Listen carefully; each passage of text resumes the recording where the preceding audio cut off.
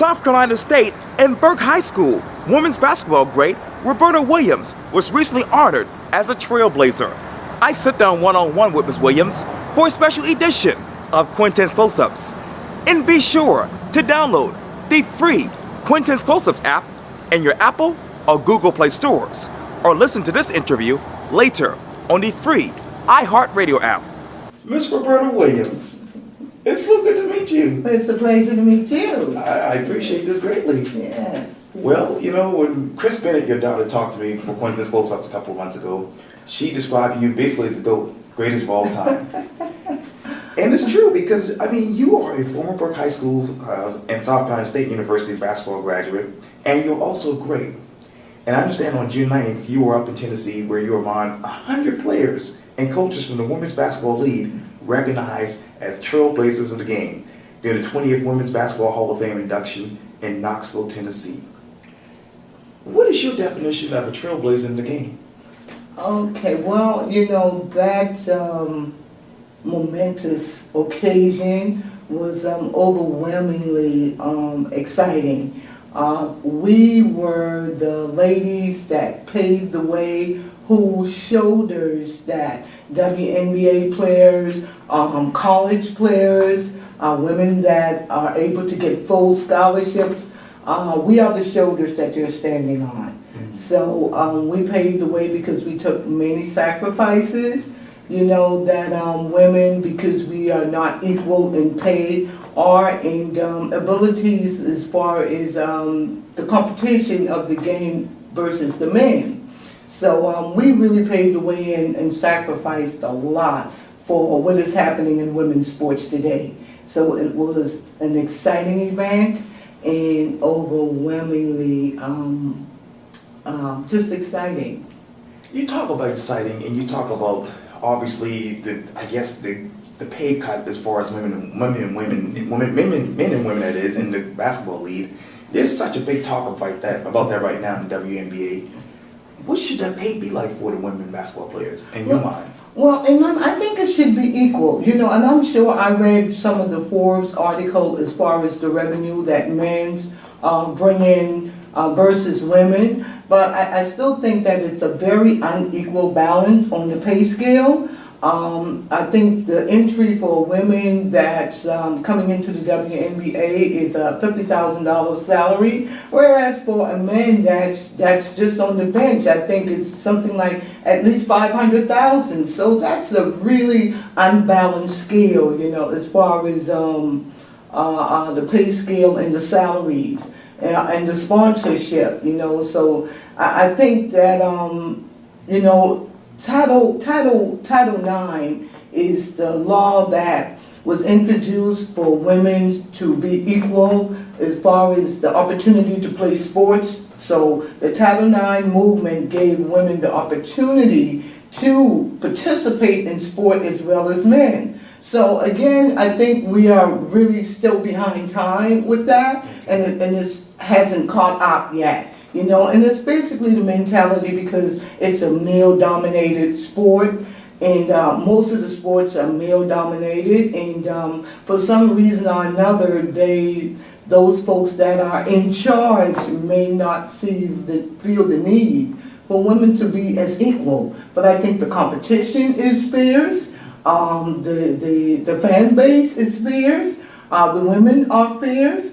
They came a long way, and I think it's about time that they get respected for their game and the representation of the league as far as women is concerned. And let me get back to you. When Barney Bickley interviewed you for the Chronicle newspaper, he wrote this: a 1976 graduate of Burke High, the downtown Charleston native went on to SC State, obviously, to become the school's all-time leading scorer in women's basketball. What was it like to be you at that time?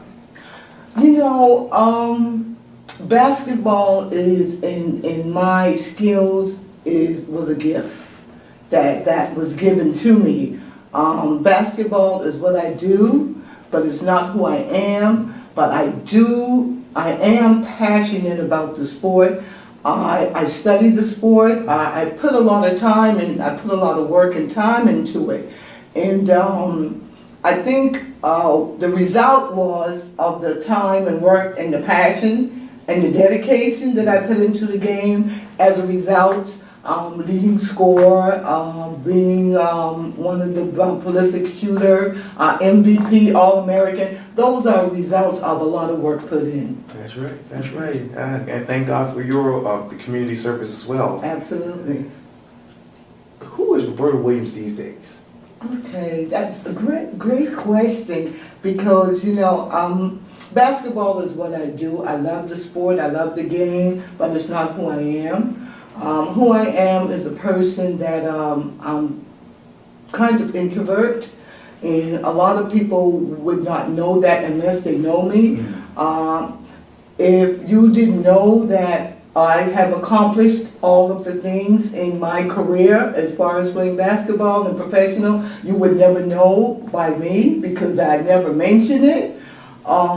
Because I like to consider myself as an ordinary person who, whereas I'm here on earth to love, be kind to people, encourage people, and I'm so thankful to God for the platform that He has built for me as far as my career in basketball, because I tend to be able to touch a lot of lives.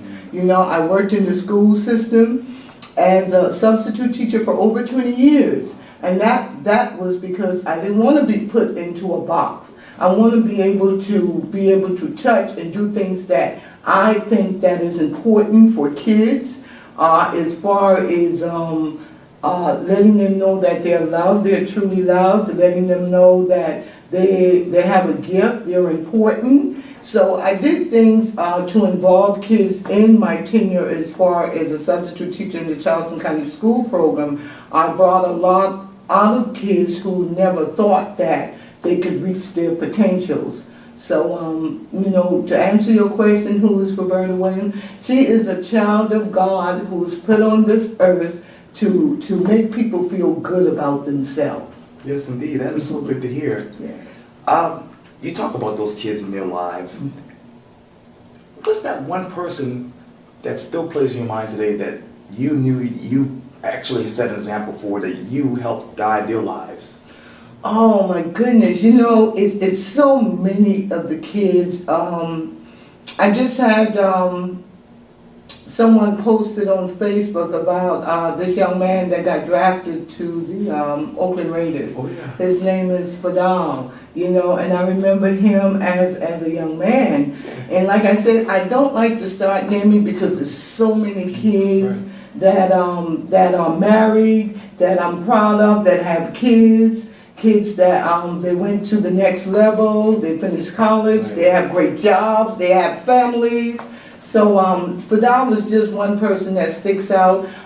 Raven, the Olympic, Raven, Saunders. Yeah, I've touched Raven in certain verses. She touched me, because I remember Raven in a basketball practice that I just I never forget, stood under the basketball coach, just encouraging her to always be yourself, no matter what, because she used to get a lot of bulliness. I'm going to tell you the truth. But to see her soar the way she does, and every time she posts, I would always post the quote, "Humble child tastes the grace," and she knows what I mean by that. Right. So I am so proud. So to say someone else, Raven, really, she's I'm so proud of her, because she was such a humble soul, and for what's happening to her now,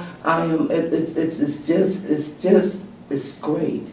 It's awesome. It's awesome, and I think she's deserving of it because of the kind of person she is. Yeah, I agree with that. Obviously, you're a graduate of South Carolina State and Burke High School.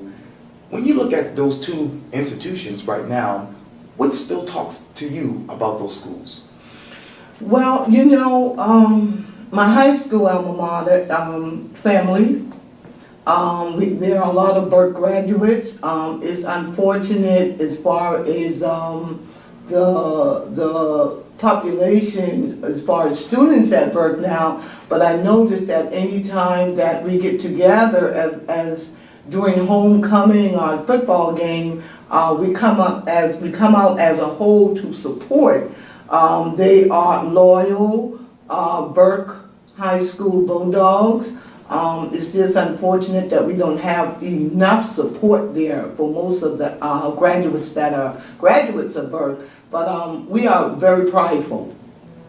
Burke alumni are very prideful. I went from that level to South Carolina State, and that's my family. You know, South Carolina State is my family. I represent. I have a lot of pride for my alma mater.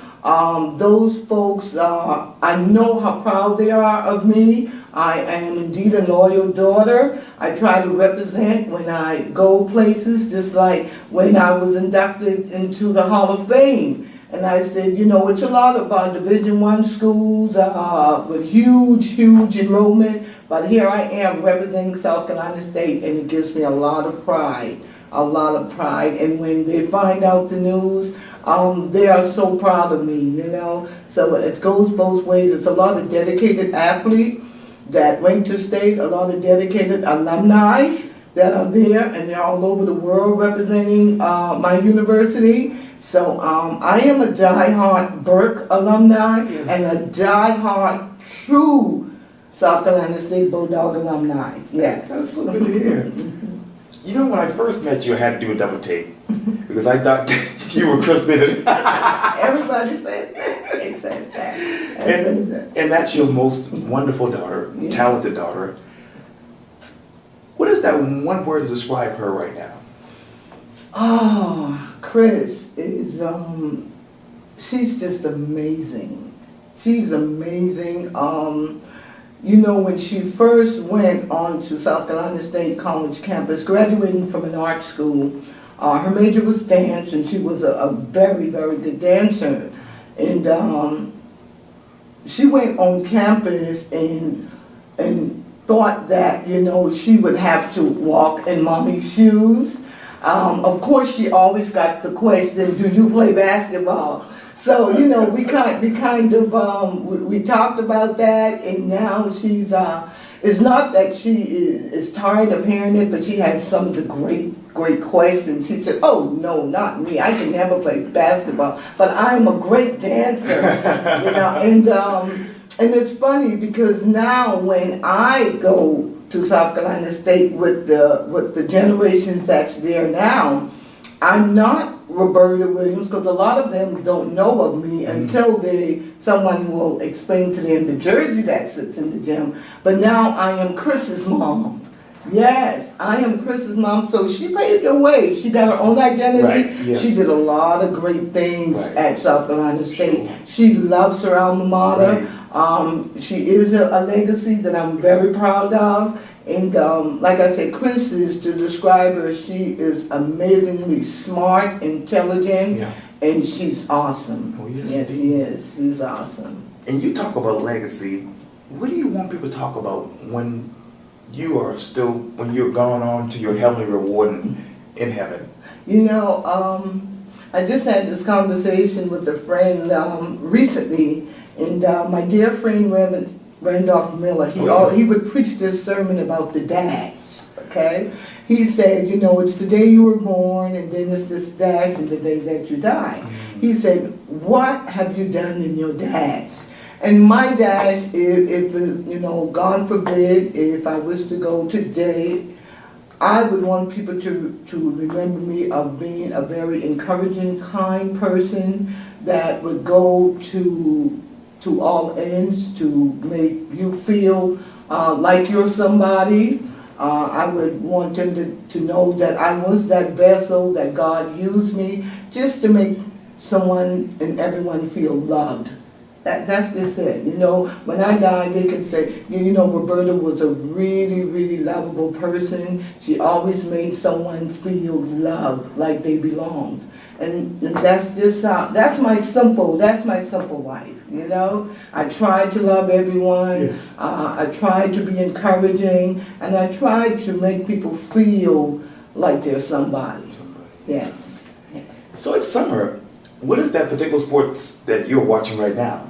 Well, it's Wimbledon. I love Serena. I love Venus is my favorite. You know, I had the opportunity to see them both.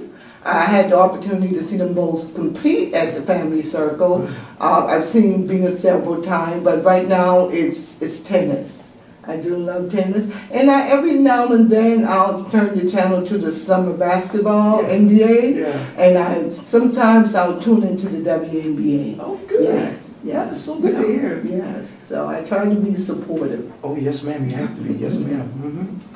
Well, Miss Roberta Williams, thank you so much for your time. I really, really appreciate this. Well, you're so welcome. It's a pleasure meeting you too. Likewise. Okay. Yeah, thank you.